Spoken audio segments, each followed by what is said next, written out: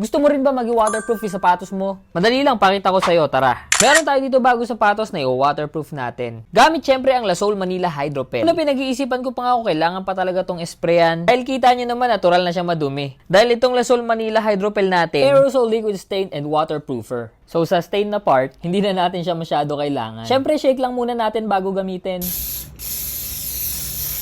After first coating, patuyuin lang natin to ng at least 30 minutes. Tapos balikan natin for second coating.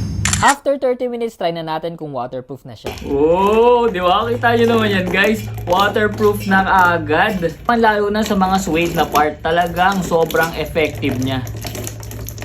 Ayan, oh. Tuyo talaga siya. Isang coating pa lang yan para ma-secure talaga natin. Maging waterproof talaga siya and stain-proof na rin kahit madumi na talaga yung sapatos natin. Lagyan pa natin ng second coating. Tapos hintayin natin ng up to 24 hours bago natin siya gamitin talaga.